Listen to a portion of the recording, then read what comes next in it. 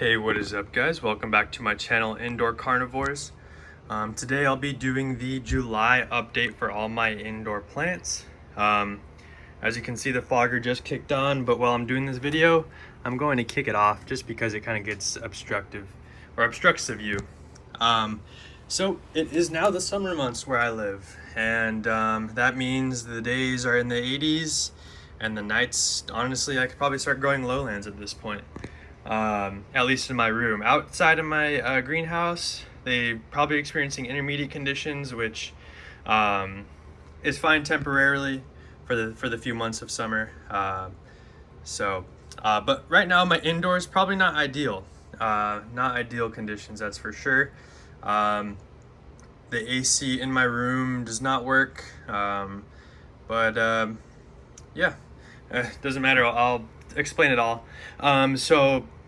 For those who were staring at this jambon, well, I literally just said I pretty much have lowland conditions. Yeah, that is kind of crazy that this jambon is still going. Honestly, I would expect it to slow down probably within the next few weeks here. I'd be surprised if this tendril actually shoots off in pictures. But this tendril is developing back here. Honestly, I'm very heavily debating moving it to my Highland, now intermediate greenhouse. It would do much better in there rather than being in this almost lowland environment. Yeah, it's still doing strong. It has its basil down here that looks like it had a leaf jump not too long ago, so that's awesome to see. One over is my Jacquelinier, again another Highland picky plant that honestly probably should not be up here too. But to be honest, I don't have room in my greenhouse right now, so I'm trying to sell off some cuttings so I can make room for the jambon and Jacquelinier and maybe a Velociraptor. But yeah, it's holding its pictures.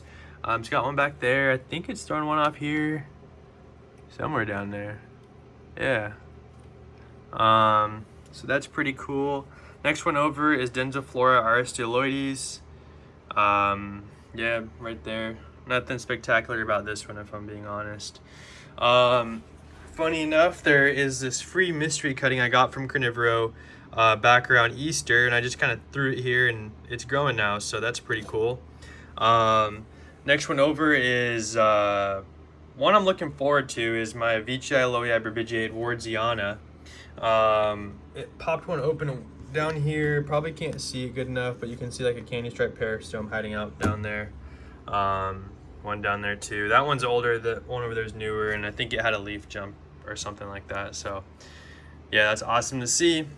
Next one over is a Hamada Edwardsiana. It's this tiny one down here. Brand new one opened up here, and another one there, and surprisingly it's doing quite well. Maybe a slight little leaf jump right there as well. Next one over is another Hamada Edwardsiana. This is a bigger one. I think this is like clone. Wait, which clone is this? I think this one's clone 1. The one I just showed was clone 17 from Andres Stuba. Next one, well, yeah, that's the bigger one right here, I guess. Pretty cool. Next one over is lowii mollis. So has the hairs of lowii and almost a look of mollis to it. Mollis is a strong breeder. Back here is another jambon. Again, probably should move that into my greenhouse. Has some cool moss growing on it though. Next one back is Singulana diabolica. It looks awesome. It's finally kind of just grown in now. For first few months it was just struggling pretty hard. I had repotted it, kept moving it around, but now it's been in the same spot for quite some time and it's doing amazing. Next one over is Spectabilis Hamada. The pitcher to leaf ratio on this thing is insane. Yeah, it's kind of crazy. And it has a basil. I can't really get my camera around to it. You can kind of just see it peeking out right there. And it's just kind of throwing off some baby pitchers. Next one over is another Highland plant growing in almost lowland conditions. I mean, it is the Ventricosa C.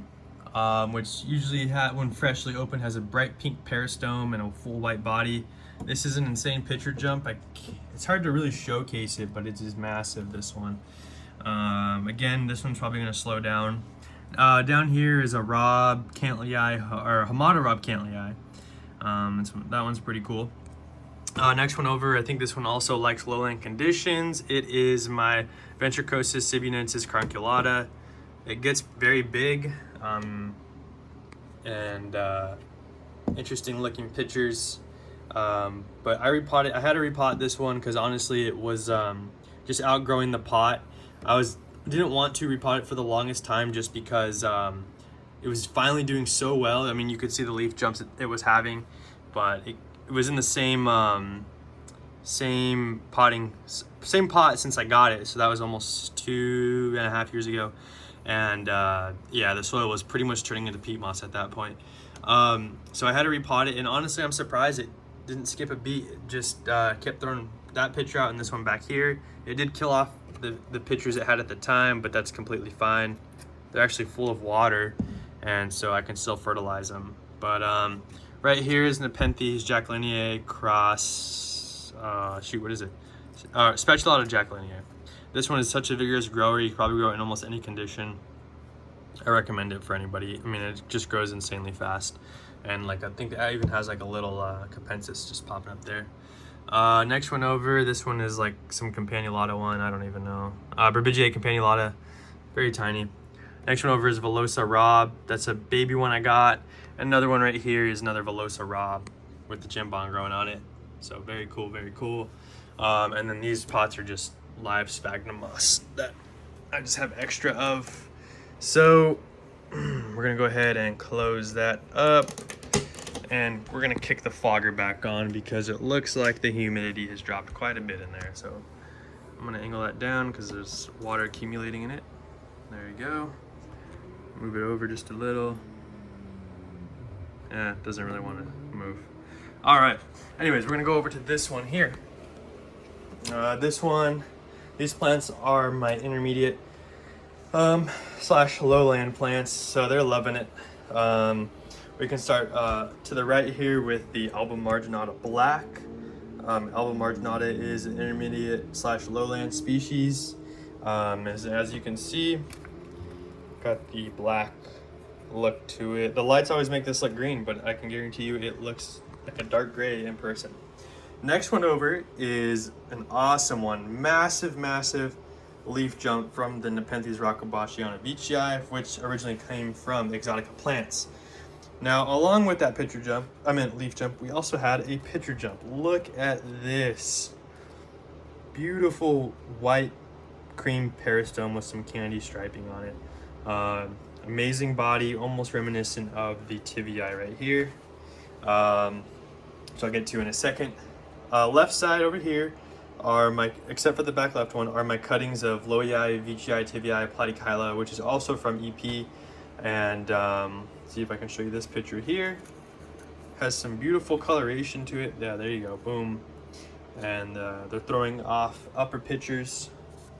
So coloration is wild on these ones. I'm actually selling a few of the cuttings. The cuttings I'm going to be selling are these ones here. They're not going to have pictures on them.